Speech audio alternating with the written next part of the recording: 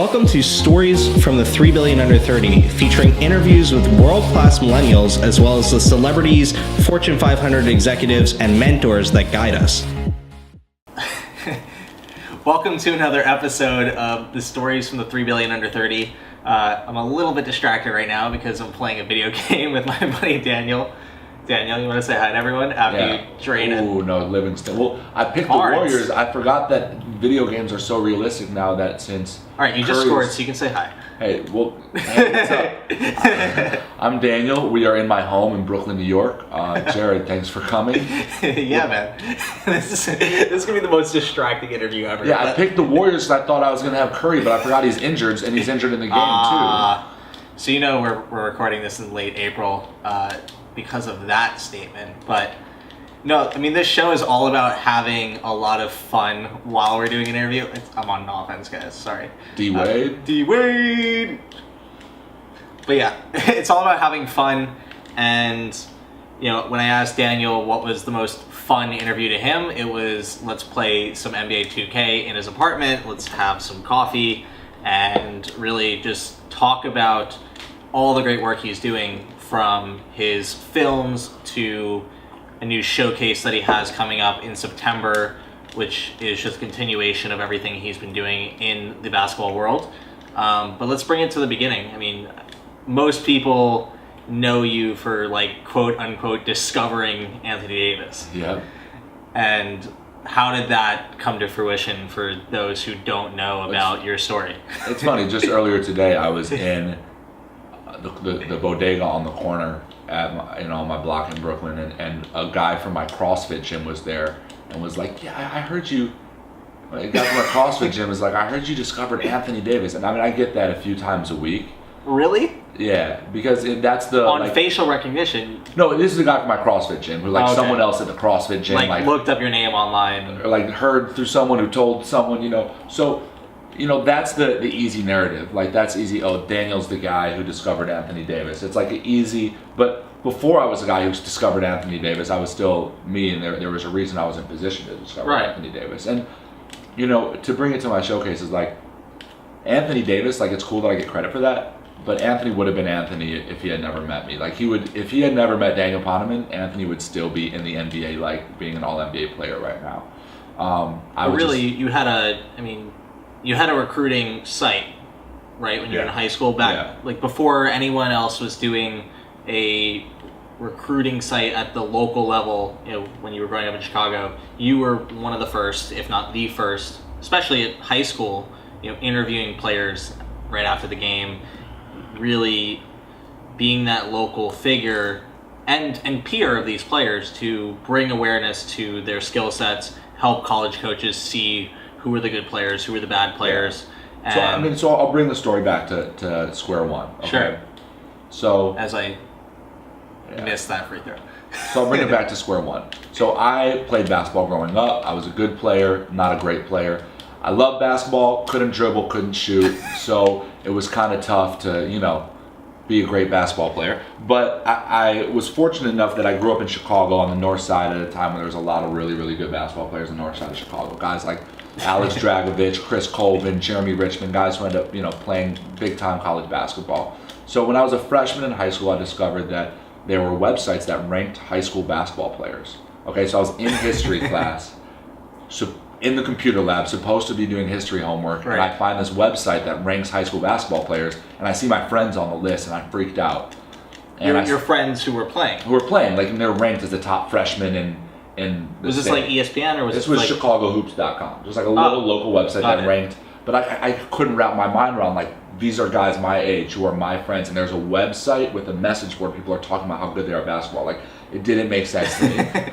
So I started writing on the message board, like, this player is actually better than that player. Chris is really better than, David Smith, and, whatever, this, that, and the other. And by the time the next basketball season rolled around, my sophomore season, I didn't want to play basketball anymore. I just wanted to scout and blog about it. So I started my own website. Why? Were you having, like, that much fun in it, or were you just really good at it, or a little bit of both? A little bit of both. Like, I couldn't believe that people actually cared what I had to say as a 16-year-old, that people are reading my website, emailing me, like outraged at my rankings or happy with my rankings, and like that anyone cared at all what I had to say is like the magic of the internet, that a 15-year-old can make a website and people actually gave a crap about what I was saying. So at that point I was like, okay, I can be a bench player for my school sophomore team, or I can be the most influential basketball blogger in Chicago. So I chose the latter, and Livingston money. Livingston's from Illinois. I'm still winning, by the way. Peoria. Okay. And I haven't played a video game in like a year plus, but I do understand that we're a little bit distracted. I'm a fourth quarter player. You're Anyway, and I keep following you. Dragic. Anyway, so I did my website, and what really enabled me to get ahead of the curve was social media. So keep in mind, when I'm a freshman in high school. What year is this? This is 2006, 2007. I start my website, IllinoisHSBasketball.com, now defunct. That was the same year that I got my first Facebook account. Right. And this is a time when adults aren't on Facebook. This is a time when you had to be invited to Facebook to join. You weren't even on Facebook. This is when yet. Facebook was Snapchat. Okay, yeah, exactly. It was a cool new thing. I remember I was in the computer lab at high school, and Lucy Perutz invited me to join this Facebook thing. And it's shooting free throws for me.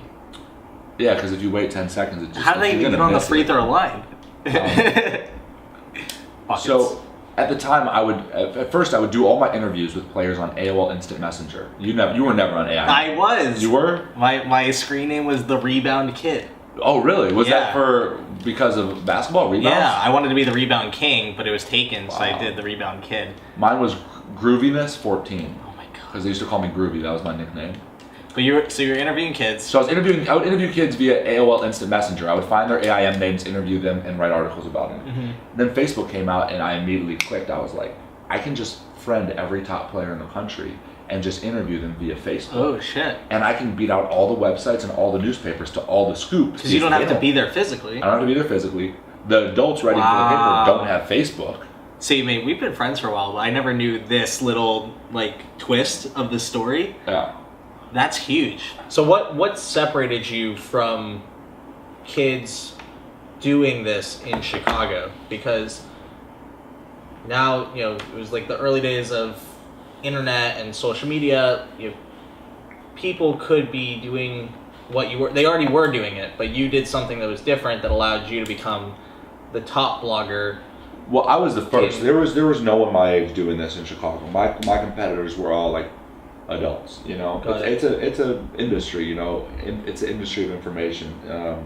Having information on basketball players for college coaches, So being a peer of these players gave you a huge advantage.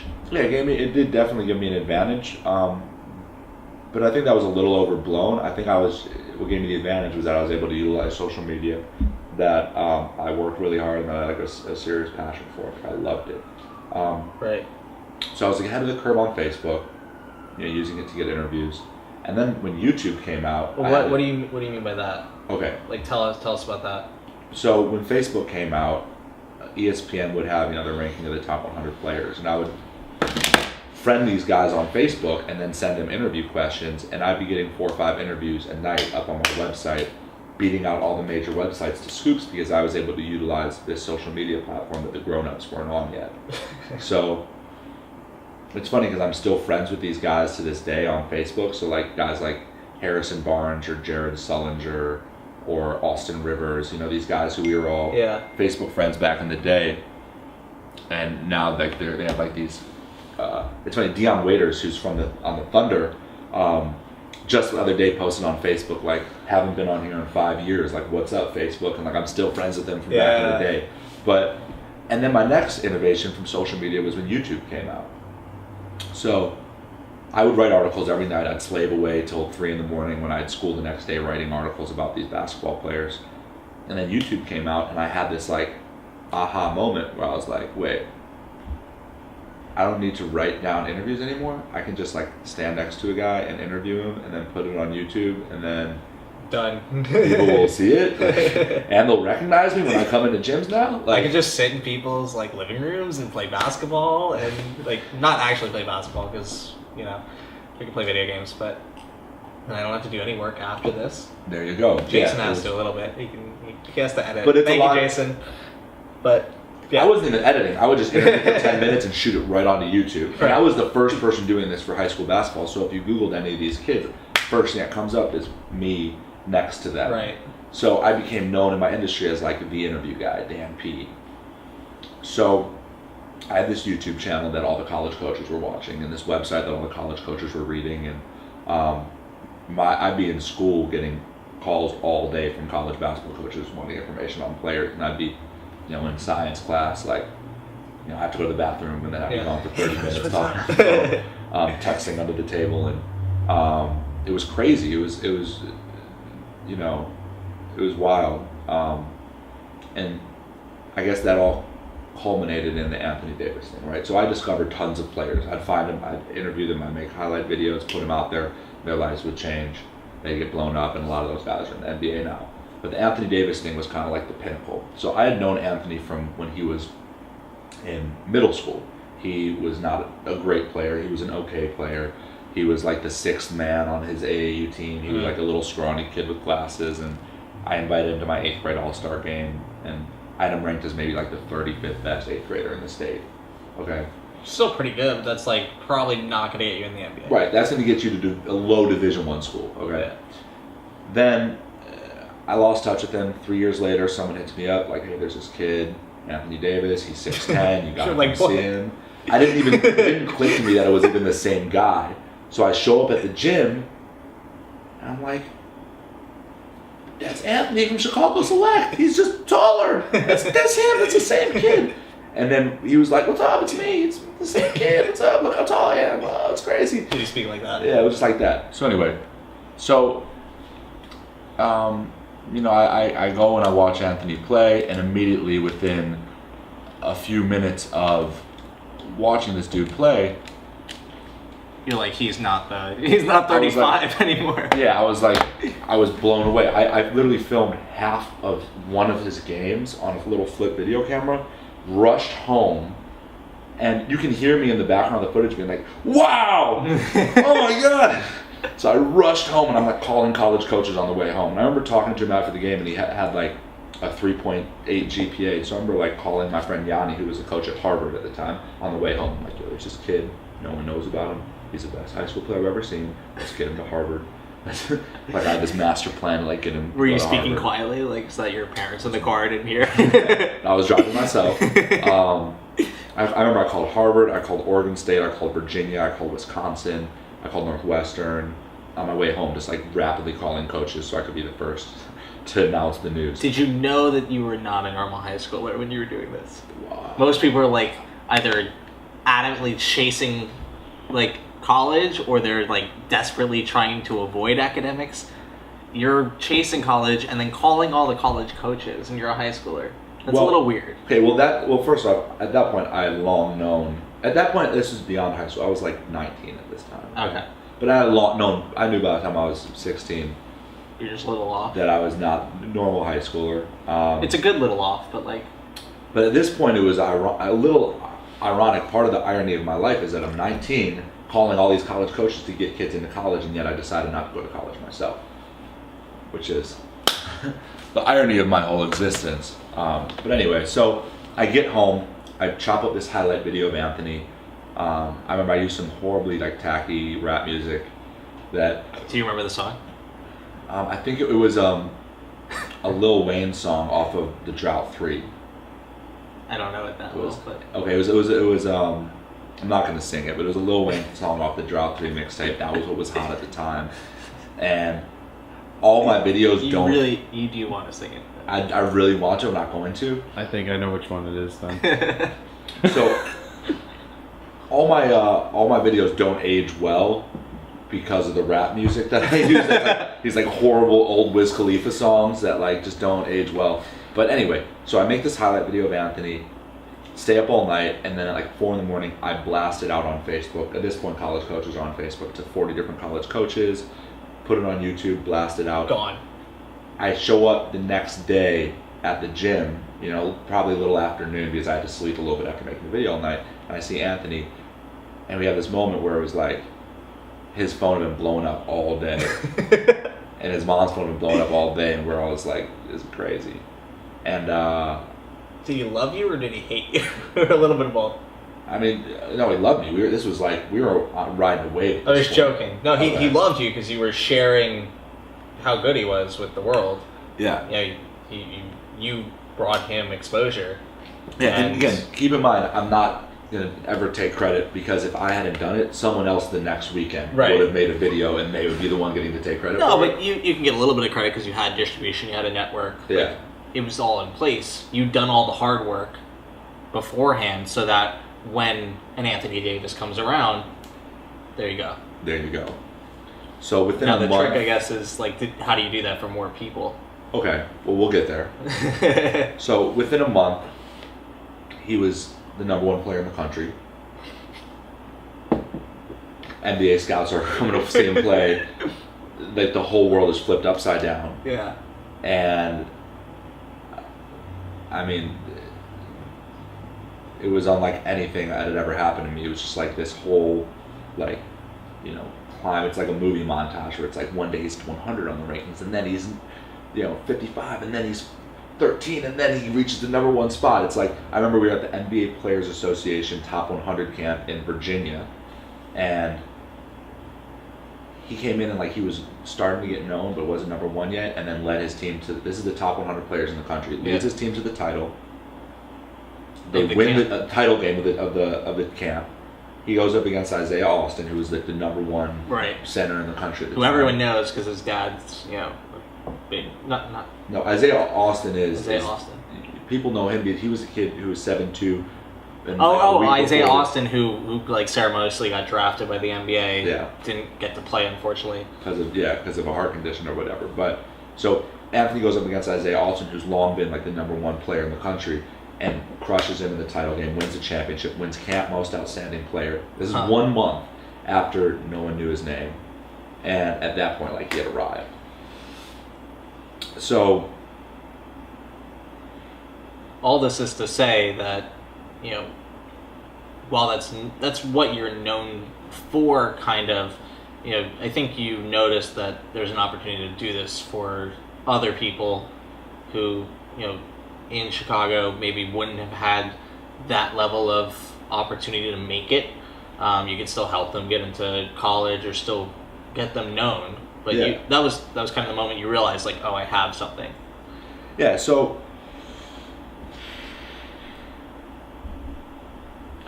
after that, I started getting credit for this thing that I did. Right. But it was, rather than a satisfying, pleasing feeling, it was an empty feeling. Because there was a lot of kids I knew that I had actually helped, that I actually made a difference for, and yet I'm now getting all this credit for someone who really would have made it with or without me. I did not make him 6'10", you know?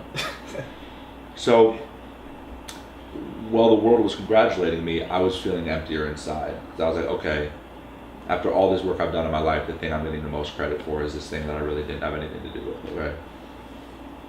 So, and in the business of scouting, I've now reached the pinnacle. I found the guy who's the number one pick in the draft. You can't really go up from there. You can find another number one pick, but kind of been there, done that. But I realized that, like, in the grand scheme of things, looking back on my life, there are these kids that my existence in their life, my little highlight video or a call I made to a college coach or an article I wrote, was the difference between them not going to college or going to college. And particularly coming from a place like Chicago, the opportunity to go to college for free not only changes your life, but it changes the life of your children, your children's children. You're breaking a cycle of poverty and lack of opportunity and everything horrible. And I think this is one of the things that garners the most respect for you from me, is that, like, college or not college, as far as like our views and our paths, you've done a lot to help people. Like, you've helped like hundreds of kids, if not close to 1,000 by now, get like millions of dollars worth of scholarships. And you know, you do that through like your showcases, which we'll talk about, but talk about someone making a difference. You're doing it. Like, a lot of people our age, like, say they're being an entrepreneur or say they have a nonprofit, and it's kind of like this cool thing on paper, but you're actually like making a difference. And if anything, we need to bring more exposure to that rather than, something that, like you said, that, Anthony Davis is great, but you're scaling something that would have happened already and or didn't really need to be scaled. Yeah. Whereas like the efforts with your showcase and with getting at-risk youth into college through basketball and your connections there, like that's something that does need to be scaled.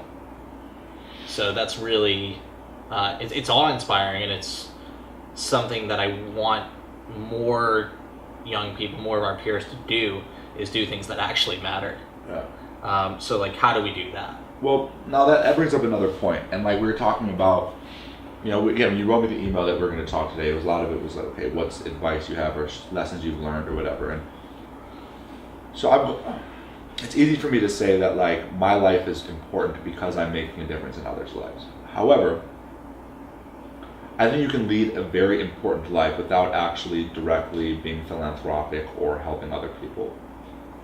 I think you can lead an important life if you are fulfilling your own potential and being great at something that you do. Like I believe that the universe wants people, like you could spend your whole life volunteering at a soup kitchen and like help some people, or you can spend your life like making the most of your talents and abilities to like be great at something, and I think that's what the universe wants you to do. And it just so happens what I'm great at is connecting people, and I can use my talent in a way that like through my showcases I'm able to help 50 to 100 kids every year get to college, and like that's awesome that it's like a philanthropic good thing, but it's also me maximizing my ability and my network to like have the largest impact. And that's like part of the good feeling is like that I get to help people's lives, but then part of the good feeling is just like riding that wave of like effectiveness and like productivity, and like human beings are happy when they're maximizing their own usefulness and potential, and like it's fun putting something together that like I put this little one-day event together and boom, it explodes into like all these different ways that trickle out, and then I get to watch the NCAA tournament and see guys that played in my showcase and they're all playing in the tournament. It's cool. Or play a video game and everyone on the screen. Yeah. Did that make sense what I was saying? Yeah, because I'm doing the same thing, right? Like my zone of genius is very similar. It's bringing together ideas and people, helping them collaborate to have bigger impact on society. So my most public facing vehicle has been the first book, 2 billion under 20, and now 3 billion under 30. And while it's great and it's been helping the readers, and it's also been helping like the people in the book, like I heard a story from one of the girls, Madison Maxey. She told me she was on like Good Morning America because a producer like read her piece in the book, and where like we had 2 nuclear scientists connect and start working together because of the book. That not only helps people and feels really good because it helps people, but it also feels good because like I'm maximizing my zone of genius. Yeah, exactly. Right? And there was a cool moment like when we first became friends where you were kind of at the very tail end of being a scout, and you had this childlike passion for basketball. You had this skill of scouting, and you had skills around the basketball world, which you're already light years ahead of people who don't know either what their passion is or what their skills are, but you were getting a little tired out from doing scouting, and then you've since been able to move that more to the showcase, more to making films even, and just other ways of using your skill set and using your passions so that you don't burn out personally. So I've found it enjoyable watching you over the last year or two. Thanks. Being able to renew that passion. And it's good because if Daniel loses his passion at 30 or gets burned out at 30 or 35 or 40, you're not helping thousands of people or hundreds of thousands of people. So we need you to stay awesome until 80. Yeah, no, it reminds me, it's crazy actually. Today, is this rolling? Yeah. Okay, so today, based on what you're saying, today I woke up and you know how Facebook has that whatever, like time capsule, whatever, some post from like years ago, it pops up. This is a Yeah. post I had 6 years ago when I was still like right in the heart of the basketball stuff. And in this quote, and this morning I woke up, I was sleeping on this couch because there's an Airbnb in my room, and it said, "All paths are the same. They lead nowhere. You must always keep in mind that a path is only a path. If you feel you must now follow it, you need not stay with it under any circumstances. The decision to keep on the path or to leave it must be free of fear and ambition. Ask yourself and yourself alone one question: does this path have a heart?" And what that means to me is like, I could have easily stayed on the track of like basketball scout because I was great at it, it made me popular, it made me money, and I was successful at it. Even if I felt myself losing the love for it, I could have stayed on it because of my ambition or because of fear that I would never be as successful again. But, you know, I reinvented myself and I started doing new things that I did have a passion for, that did have a heart, even though they didn't seem to lead anywhere as mighty as Sure. my initial path. But it all worked out. It Yeah, is working out. I mean, I have like an exercise that I bring audiences through when I do like public speaking sometimes, which is pretty much this. It's there's this term called your zone of genius that I had a mentor run me through, and it's a rather intricate process, but the super easy version is like, think of a Venn diagram, like what's your passions, what's your skill sets, and what does the market value, and or like what can you get paid for, you know, what can you have impact on, like what does the world need, can be any of those three. So you have, you know your passions, you know your skill sets. It's cool to find different ways or different things that the market values so you can keep playing in that zone of genius. And I would challenge like anyone watching, you know, you need to figure out all three of those. But over the course of your career, if you know what you're passionate about and you really know what your skills are, you can change, you know, or you can work to apply those onto something else that the market values. So if it doesn't value scouting as much as it does filmmaking, or if it doesn't, if you don't feel comfortable, if you lose the passion for scouting, apply it to something else. But the fact that you're aware of all that is hugely important. Yeah, and I want to do that exercise. That sounds fascinating. Though I'm already like living that, it's good to have that clarity and like write it down and actually pinpoint. Okay, I'll give you the 1 minute version of it. So passions, like that's the most vague one. You kind of have to like be innate about what you're passionate about.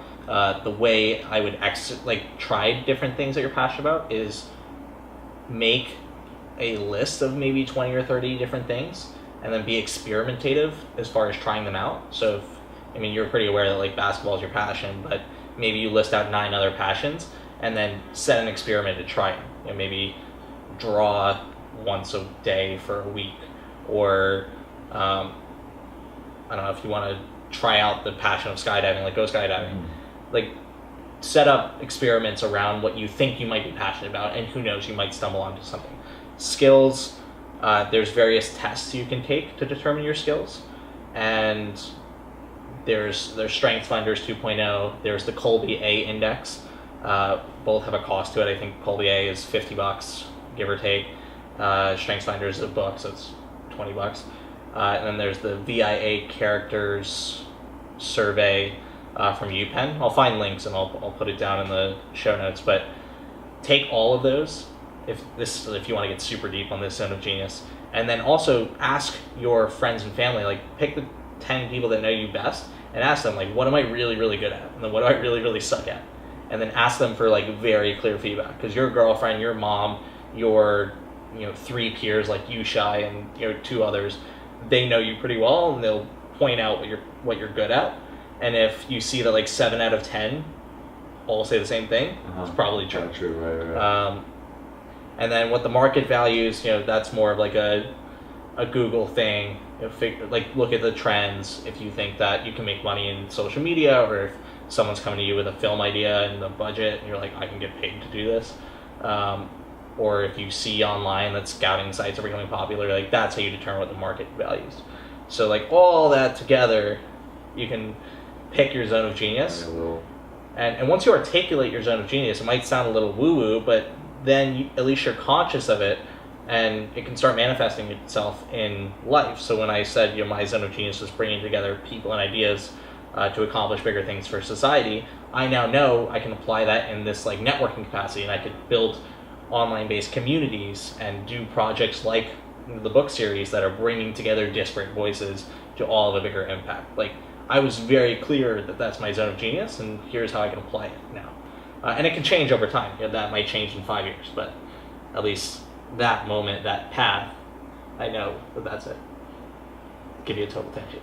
That was a 2-minute version, not a 1-minute version. Sorry. Why I do I think think we're back to playing video games because perhaps the legacy you're starting to leave for yourself is your swag era showcases. Okay. And you've been able to, correct me if I'm wrong, but you've been able to take the platform that you've built, the network that you've amassed of both players in the Chicago area and coaches from D1, D2, D3 schools, and help match the two, like Tinder style. You have this swag era showcase, you bring players into the gym for a weekend, let them showcase their skills, and college coaches are finding new talent to fill their rosters.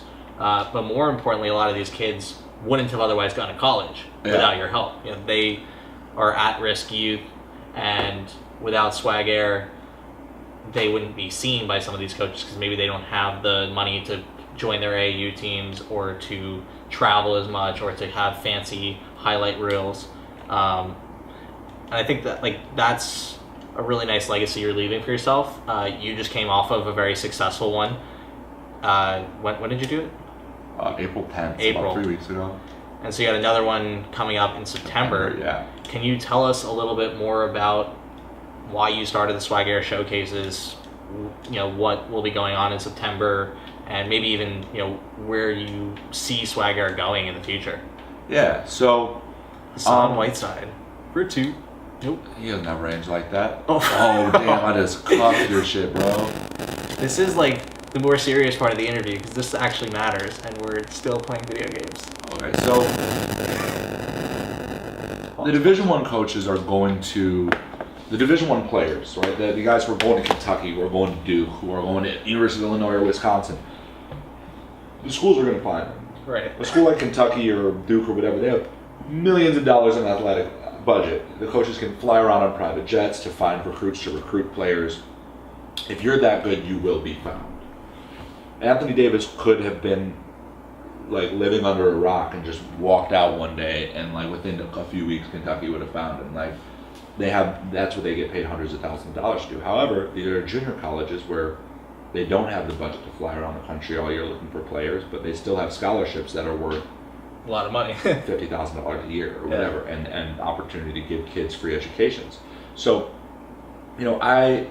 every day my phone blows up with coach after coach after coach. I need a center, I need a point guard, he needs these grades, he needs to be this tall. And players or high school coaches saying, I got a player, he's really good, can you get his name out there? And it became too overwhelming for me to match everybody up. So I basically started the Swagger Showcase as an event every spring in Chicago, where you take all of the top players in Chicago who are good enough to play college basketball but don't have a college yet, who have finished their senior season. They haven't been picked up by Division I schools, but we know that they're good enough to play college ball, and get them all in a gym. And then we get 50 to 100 college coaches from Division IIs, Division IIIs, junior colleges all around the country, get them all in the gym, and the kids play, and it's basically like a big speed dating matchmaking event. So whereas there's a lot of rules for Division I recruiting, you can only talk to the players during this time, you can only see them, because it's big business. So those rules go out the window with D2, D3? Yeah, because it's not, those rules are in place to, prevent these kids from getting ambushed by college coaches and tampering and cheating. But when you're a junior college in middle of nowhere, Texas, the NCAA is not really worried about you. And you kind of want it because you want that scholarship. Yeah, and you want these kids to get matched up. So at my showcase, the coach can watch a player, and if he likes them, he can take them and their family out in the hallway and say, I'm offering you a scholarship. I'd like you to come to my school. Does that happen? All the time, all throughout the showcase. So after every game, the coaches will pull the kids out in the hallway. There are kids who come to the Swag Air Showcase not knowing if they're going to go to college and leave with 5 scholarship offers and business cards from the coaches and knowing that they have a future now. I had 140 kids and 78 college coaches at the showcase on April 10th. And I would say of those 140 kids, 110 will probably be playing college basketball in the fall. Wow. And again, none of them were, committed to any colleges 3 weeks ago. That's simple numbers, like 100 times a $50,000 scholarship. That's like $500,000 a year. That's $5 million. $5 million a year?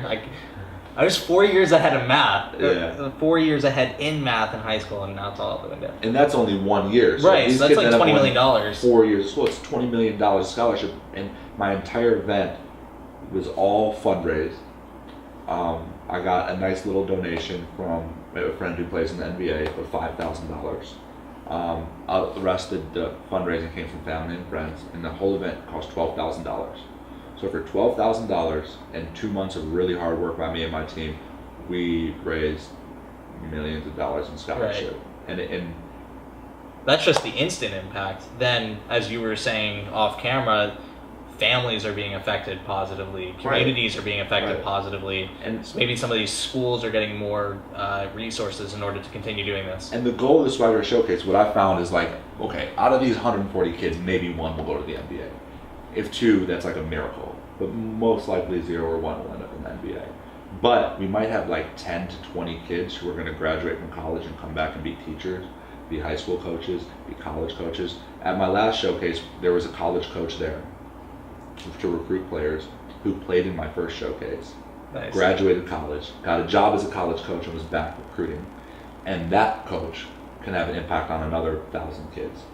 Right. So the goal of this showcase is to create future leaders in the community, teachers, coaches, and create a cycle of giving and caring and coming back to help these people. All of the coaches, coaching the teams in my showcase were all former players who graduated college and come back to help. So right now, again, I'm very good at 2 things. I'm very good at finding talent and very good at knowing college basketball coaches. I'm good at connecting them. But I never learned about fundraising. I never learned about finding corporate sponsors. I've done this all on a shoestring budget, and I would love to do this year round rather than just 1 or 2 showcases a year. So now that So now you got the September one, you're going to try it out for the first time in the fall. Yeah, this is the first time we're doing it in the fall, and the components we're adding is we're getting official academic transcripts for all the players, and we're having mentoring sessions with them to show them, okay, here's what your grades are now, here are the grades you're going to need to get to qualify for a Division 1 or Division 2, Division 3, so you don't have to go to junior college. Right. And we're kind of going from, okay, the showcases were just at the end of their senior year, and now we're doing the beginning of a senior year, and hopefully next year we'll do the end of their junior year. And ultimately we want to get them in middle school so that they know coming into high school, okay, these are the classes I need to take, these are the grades I need to get, this is how, here's where I get test prep, so they can not have to go to junior college, so they can be more prepared when they get to college to stick in college. That's another problem we face. We get them into college and then they're unprepared to succeed there. So, it's a large undertaking to get them in middle school and, hold their hand all the way till college and till they graduate. So we're taking it 1 step at a time. Right. But it's worth it. If you were able to take $10,000 to put an event on and impact $5 million annually for the next 4 years as immediate impact and return on that, that's why would you not do that all day long? Like, you could do this in cities all across the country. It doesn't just have to be Chicago. Yeah. There's a need for this probably in any major city. Yeah, and I would love for one day this model to be replicated in different cities. Right now, I want this model to be even more effective in Chicago. Like, Chicago is a place that, I live in Brooklyn now because I had to get away from Chicago, because Chicago's a mess right now.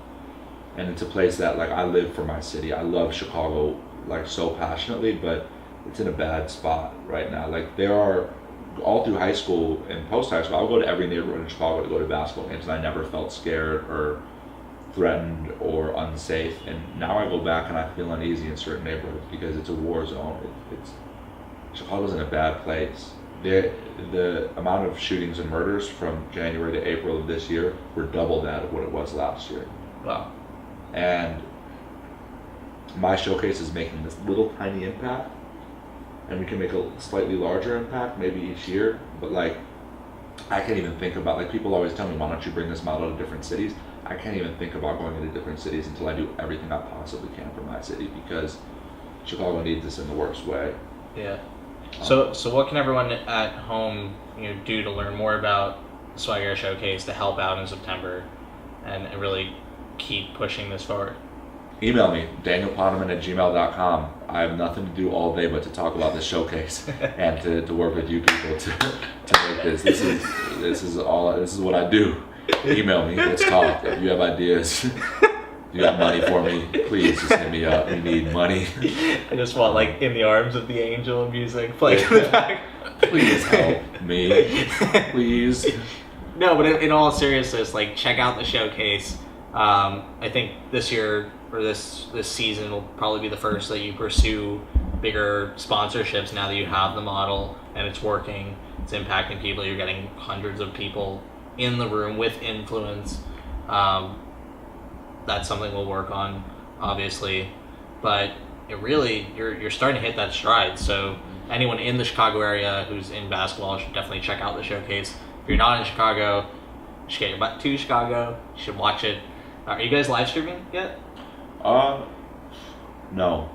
We did live stream a few years ago, but again, it's weird for me. It's like, my demographic, like, it's not really for fans. Like, fans can watch it. No, but like live streaming it to other coaches. Well, so we filmed it all, and we put film breakdowns online. I blasted out to 300 college coaches. So Okay. college coaches can watch the showcase from all over the country, but Right. it's just not live streamed. It's like after the fact. On a it's a really cool technology app, actually, called Crossover, where you can actually click a player's name, and every single play that they were involved in through the whole showcase just gets played in a row if you want to scout them. Yeah, they have, like, so you upload the games, and people in, like, Bangladesh or something, like, break them all down and label every play. So you can just be like, I want to see this point guard, every left-hand jump shot, and like, What? yeah, it's crazy. I'm geeking out. It's like I'm a big basketball geek. Yeah, it's but- really cool technology. It's called Crossover with a K. And so... But Swag Air Showcase is swagairshowcase.com? Oh no, swagair.com/showcase. Swagair.com/showcase. Yeah. I'll put links in the show notes. Email Daniel. Email me. He's sitting around waiting for you to email Waiting him. for your email. And yeah, really just check out what he's doing. I really think it's important. I'm committed to helping him in any way possible. He's helped a lot of people, and we need to make him known more for his Swag Air showcases and all the work he's doing there, and less for Anthony Davis. There you go. Yeah. Thanks, man. No, thanks for having me. Thanks for talking. Thanks for playing. I think I'm winning. We didn't even get through the first quarter. Yeah. It's 13 right now. Cool. Thank you for watching another episode of Stories from the 3 Billion Under 30. Now, if you want to see more stories from the 3 Billion Under 30, we actually have a book coming out in January called 3 Billion Under 30. And if you go and click the link in the description below, you can get 3 free stories from the next book right now. Not in January, now. So check it out and follow the rest of the web series in order to see more interviews just like this one.